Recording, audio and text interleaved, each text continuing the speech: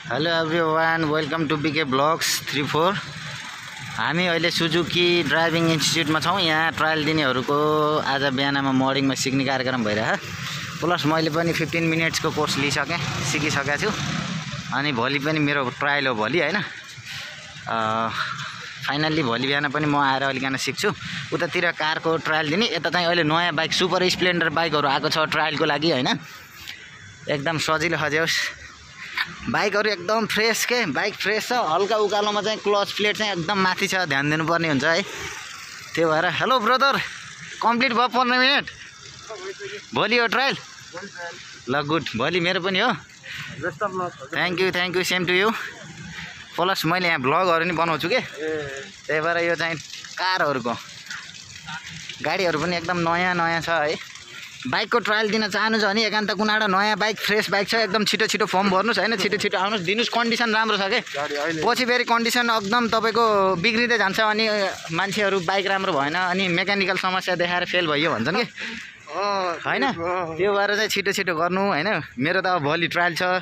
ल let's see, हेरौँ अब के हुन्छ भोलि चाहिँ हैन। पास भन्छ कि फेल भन्छ, जहाँसम्म लाग्छ अब मेबी पोजिटिभ थिङ्किङ हैन, पासै हुनुपर्छ भन्ने एजेन्डा छ। ल यो चाहिँ मिनी गाडीको रहेछ, बुझौँ।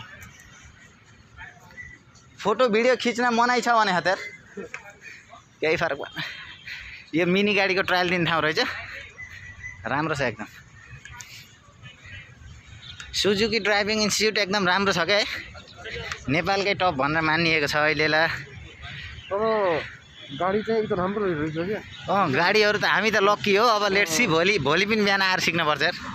म त त्यो सोच्छु, तपाईँले के सोच्नु भयो? तर डाइरेक्ट आएर ट्रायल दिएको भए फेल भइन् रहेछ, किनकि बाइक एकदम हल्का हुने रहेछन् कि यहाँको। फेरि राम्रो छ, हेर्न सक्नुहुन्छ। नेपालकै टप यो इन्स्टिट्युट हो। यहाँ चाहिँ समग्र यातायात व्यवस्था विभागले र सुजुकी ड्राइभिङ इन्स्टिट्युटको सहकार्यमा ट्रायल पनि भइरहेको छ। त्यसको बापत केही शुल्कहरू पनि लिन्छ यिनीहरूले। कति रहेछ भोलि चाहिँ शुल्क? महँगो रहेछ है। अहिले चाहिँ अनलाइन डेट लिइसकेपछि तपाईँको कार्यालय भिजिट गर्ने, कार्यालय भिजिट गरिसकेपछि बायोमेट्रिकहरू गर्ने, बायोमेट्रिक गरेपछि स्वास्थ्य परीक्षण गर्ने, स्वास्थ्य परीक्षण गरिसकेपछि टक्क लाएर अर्को दिन तपाईँको लिखित हुन्छ। त्यसको अर्को दिन चाहिँ तुरुन्तै इमिडिएटली तपाईँको ट्रायल हुन्छ। हजुरहरूले त्यो ब्लड ग्रुप छुट्टिने चाहिँ कुनै हस्पिटल क्लिनिकको चाहिँ कार्डहरू कम्पलसरी लिएर आउनु होला, होइन भने यतातिर आएपछि फेरि एक्स्ट्रा गर्नुपर्ने हुन्छ। 50 रुपिस लाग्छ यहाँ यातायात व्यवस्था कार्यालयमा पनि। त्यो व्यवस्था पनि छ, छन त भए पनि अलरेडी लिएर आयो भने झन्झटिलो प्रक्रिया हुँदैन, एकदम कम्प्लिट हुन्छ छिटो होइन।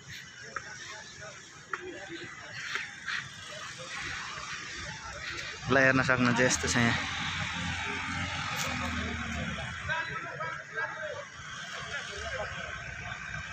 सर स्कुटी पनि हजुर दुईवटा खुट्टा, किनकि उसको फुट ब्रेक हुँदैन नि त। ऊ त्यहाँ लाइट छ, हेर्नु सक्नुहुन्छ। एकदम राम्रो किरमिरे भर्खर चाहिँ राम्रो छ, एकदम राम्रो छ, गुड छ, चिल फिल हुन्छ। तर अहिले चाहिँ यतिखेर सिक्न आउने मान्छे बढी भएको कारणले 15 मिनटको लिएको मैले टाइम। त्यहाँ भन्नुहुन्छ अनि तपाईँको ल 6 राउन्ड जति त मैले लगाएँ नै भने अरू खासै केही भएन प्रगति। राम्रो छ त्यो, राम्रो छ। एन्टी लाइट बढी आएको छ, किनकि सूर्य भर्खर आएको छ। यहाँ कार सिकाइरहनु भयो, त्यो 0 लेभलबाट आउने मान्छेलाई यहाँ कार सिकाउने खेलमेलो भइरह। माथि चाहिँ एकान्त कुनाको हाइवे छ, चिनले बनाएको। अब हामी निक्लिनुपर्छ। यो यातायातमा नयाँ लाइसेन्सहरू बनाउन, अब अरू कागजातहरू बनाउन आउँदै हुनुहुन्छ नि के लिएर आउनुपर्छ भनेर चाहिँ यहाँ डकुमेन्टहरू खुलाएको छ है। यहाँ लेखे बमोजिङ डकुमेन्टहरू ल्याउनु भएन भने तपाईँको काम असफल हुनसक्छ। त्यो भएर यो एकदम लिस्टलाई राम्रोसँग हेरेर यी डकुमेन्टहरू लिएर आउनु हार्दिक अनुरोध गर्दछु। र तपाईँको यहाँनिर चाहिँ जसको ब्लड ग्रुपहरू हुँदैन होइन, त्यसको चाहिँ 111 नम्बरमा ब्लड ग्रुप परीक्षण गर्नुपर्छ। र 110 नम्बरमा तपाईँको इक्जाम दिन जानको लागि त्यहाँ हो। अब ब्याङ्कहरू पैसाहरू तिर्ने यता यस्तै नम्बरहरू छ। माथि पनि नम्बर खुलाइरहेको छ है। टक्कै यही नम्बरको आधारमा तपाईँहरू आएर खोजेर कन्फ्युज नभइकन काम गर्न सक्नुहुन्छ, कुनै दलाल नलगाइकन।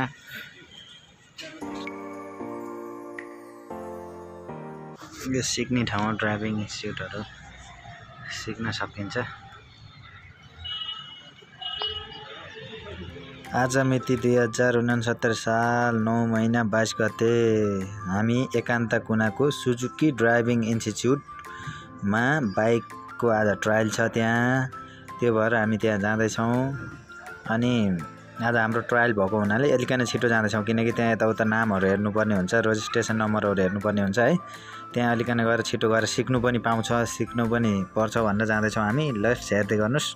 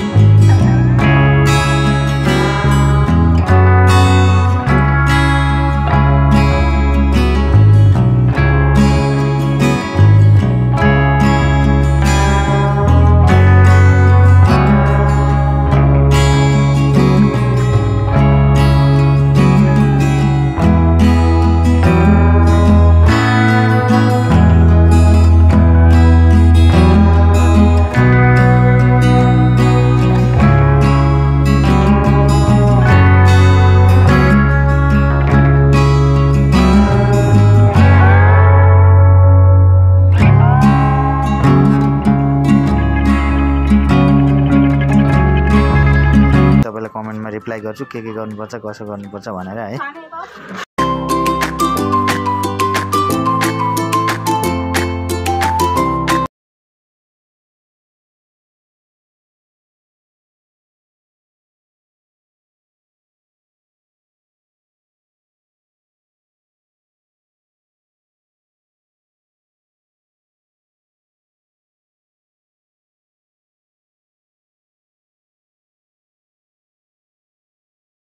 अनलाइन डेटहरू लिनु पर्यो भन्ने पनि सम्झन सक्नुहुन्छ हजुरहरूले है। मेरो मोबाइल नम्बर छोडिदिन्छु, हजुरहरूले कन्ट्याक्ट गर्न सक्नुहुन्छ।